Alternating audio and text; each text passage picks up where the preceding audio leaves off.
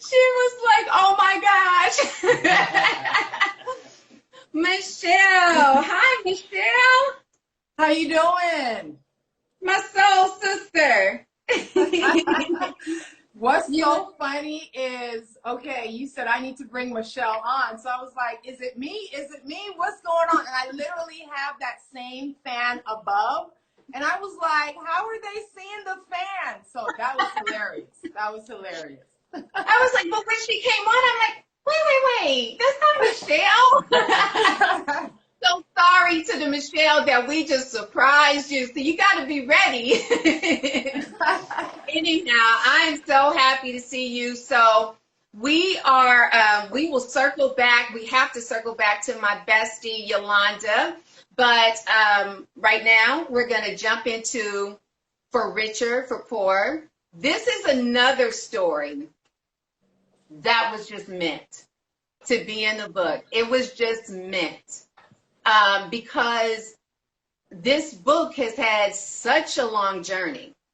And it didn't start off with some of the people intended in the beginning was not how it ended up, you know? And I knew like Michelle is so busy. So I was like, you know what? I'm not going to ask her. You know, I know she's doing her thing. But I was like, you know what? I'm asking her because her story is amazing. And all she could do is say no, you know? But of course, she said yes. So I am going to read just a little bit of Michelle's story. The vow for richer, for poorer comes to mind when I think about her journey. This is what I was writing about her. Over the years, she allowed people to affect how she felt about herself, her purpose, and the courage to stand in her truth. She had unknowingly agreed to tolerate the negativity that was introduced to her time and time again. Accepting this in her life left her with a poor state of self. Instead of accepting a rich state of self, she had given power to the people who hurt her. And we know that hurt people hurt people. In this case, she hurt herself by giving the people who hurt her the power. We allow people to hurt us, but we must not put our ability to heal or exercise overall balance in others' hands. That is so true. Where there is no balance, there is no stability. If you experience too much anger, it can damage your cardiac health. It is important to strike a balance, to manage your anger, and express it in a healthy way so that you don't hurt your arteries and heart.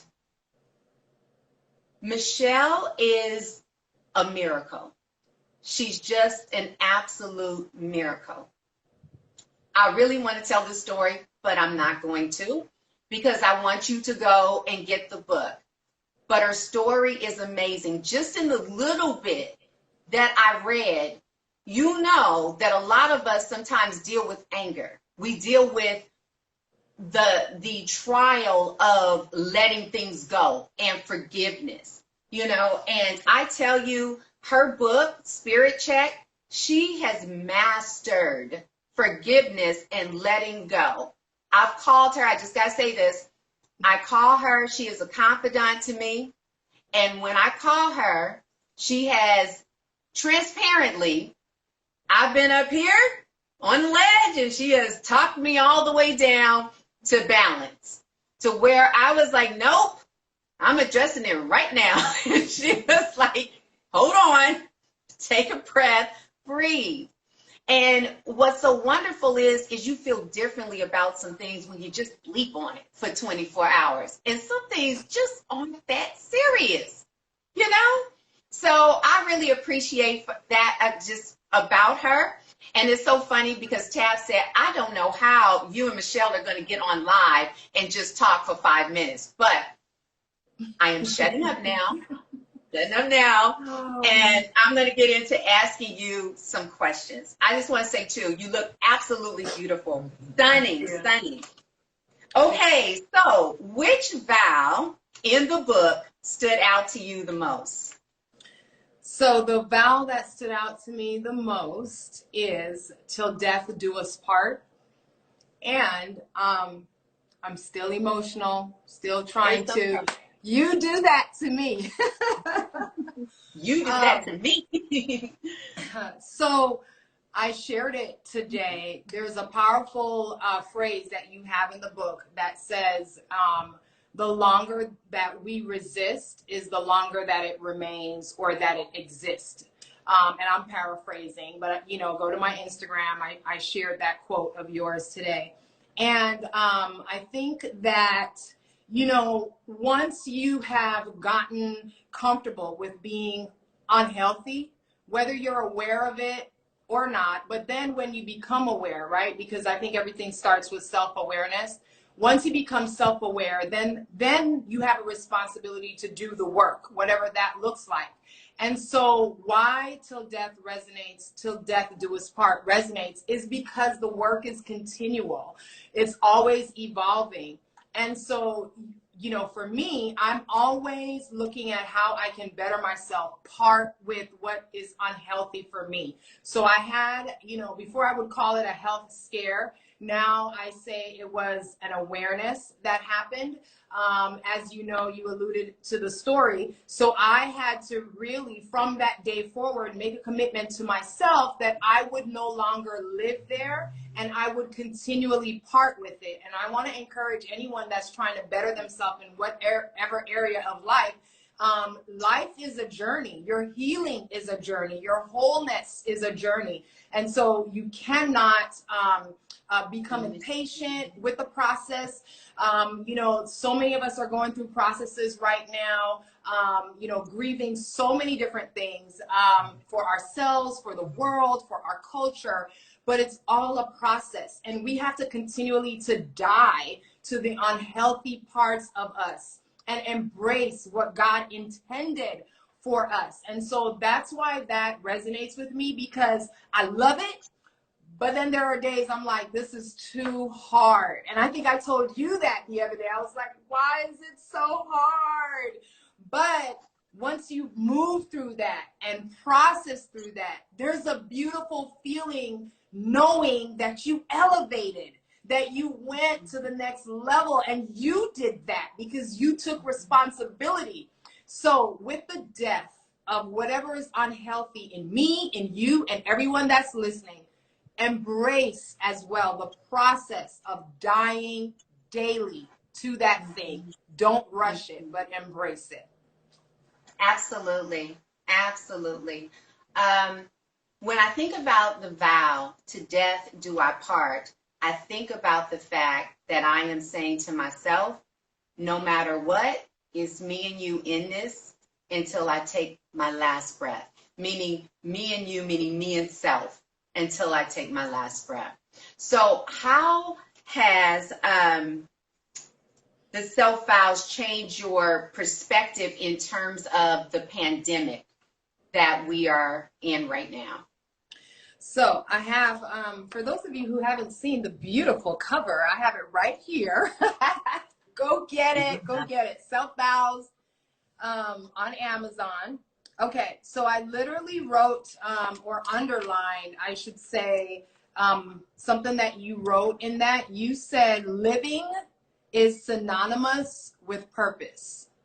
So when a crisis occurs, a pandemic, one of the things that immediately happened to me was like, okay, whenever you're going through something, at least you have one person, you may be lucky if you got 2 or 3 that you can call and be like, can you believe what is happening, girl? Let me tell you, this is what they said. This is what they did. The first thing that I realized when this pandemic hit was like, ain't nobody to call. There is nobody to call. You know why? Because everybody is dealing with the same thing. Who am I going to call? Because as soon as I call somebody about what I'm going through, they're like, girl, well, listen, this is what it is over here. So that alone was like, oh my gosh.